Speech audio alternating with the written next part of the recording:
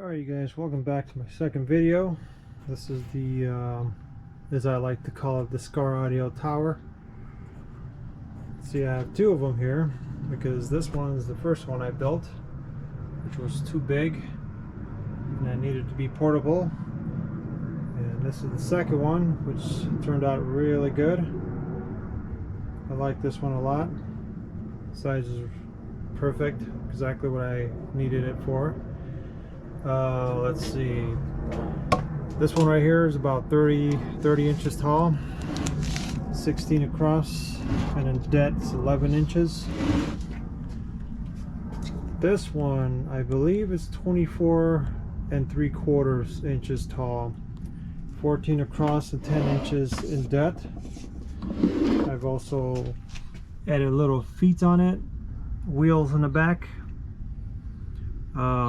I was going to add the grills, as you can see with the first one, but the company I ordered the grills from, for some reason their grills were rubbing against the foam here, and these are just fine. I can put my hand in there. So yeah, definitely going to be ordering from the same company that made those grills. But yeah, they're pretty much the same, just different sizes in the box. Also the speakers, this is a 4-inch speakers. On this one I used the 5 1/4. On the sub, this is an 8-inch sub, and this one's a 10-inch sub. Definitely a little bit louder, but this 8-inch sub it works just fine. You put this in a house somewhere in a corner against the wall and it sounds really good. Don't ask me what not the dimensions, but don't ask me what the specification on the box is, because it's ported. I mean, all I know, it's 1 1/4. And then I just built the box around it, but it sounds really good and I'm really happy with it. And yes, that's the same Kenwood radio that was in that one. Now let's turn it back around, show you the back. Those are my switches. I put them in the same spot, same order: toggle switch, USB with the voltmeter, and the, what was it, the SAE connector. That's where I charge it. Alright, and this is the back. Let's take a closer look.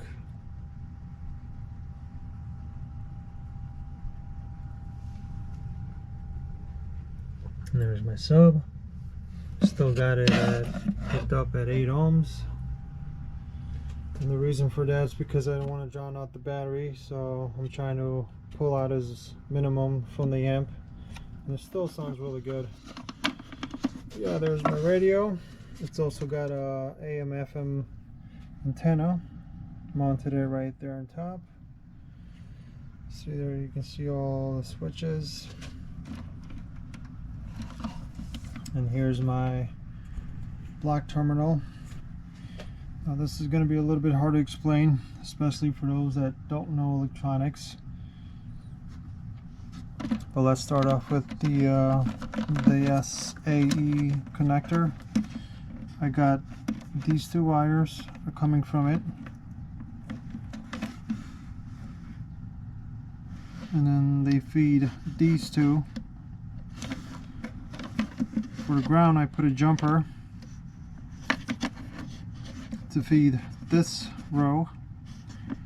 I also have a jumper, but it's a little bit different because I have these two wires going to the toggle switch. So that what turns on and off the radio. And then these two little thin wires are the USB and voltmeter.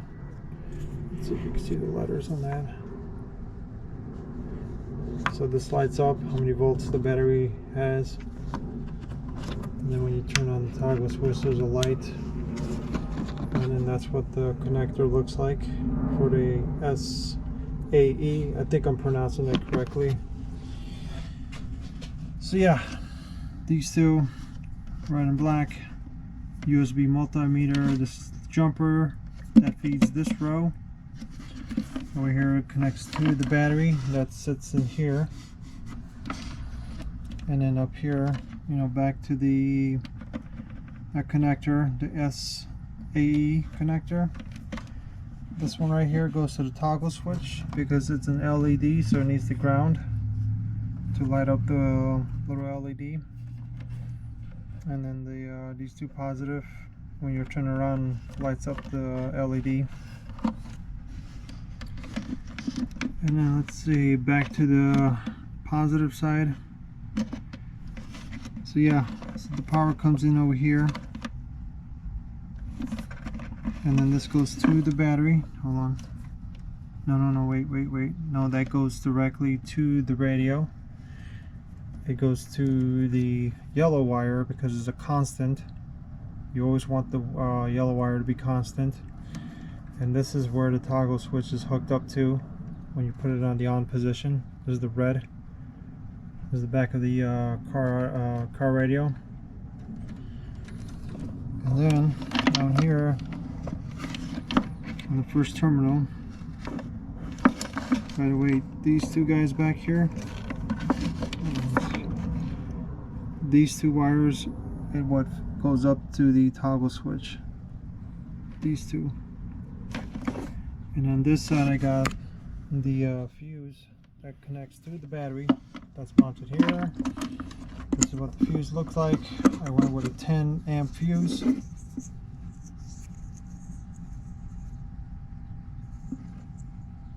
That's what it looks like. And then for the amplifier, I also have a fused. I use a 40 amp fuse, glass fuse. This is old school. This I had forever. Probably was my first car audio system. So yeah. Oh yeah, and then these two wires. The one with the fuse hooked up to the amp, and this one hooked up to the terminal. It goes to the positive side of the battery. And on this side, this is also hooked up to the amp. This is the negative side. And there is one more wire. Here we go. Here's the other negative. That feeds the block, the terminal block, and then the amp. Now I don't have it color coded because this is all the wire that I'm working with. So I know what wire goes to which. So that's why it's not color coded. But yeah. Hopefully this is not too complicated for you guys, but that's what it looks like. Definitely my next build is going to be a 3-channel block. This is a 4, obviously. You know, it's just easier to work with the 6. Over here I got to jump stuff and add other wires to the same connector, like in this case, or in this case over here. But yeah, it's a real simple build. Everything is all smashed up together in here, but it turned out really good. I'm really happy with this build. So yeah, this is our door handle. Got it from the hardware store. Vinyl wrap. It's got the carbon fiber look. And these are the wheels. One of them broke on me as I was exiting out of the gate. Went to a car show last week, so definitely going to be upgrading them. This is what they look like. These are for like lightweight applications. But yeah, definitely going to slap on some heavy duty wheels. So yeah, there you have it. Hopefully you guys enjoyed it. Hopefully you guys understand a little bit what I did here. If you guys know electronics, you know, you guys could build one just like this. Alright guys, hopefully you guys enjoyed my video. Until next time, thanks for watching.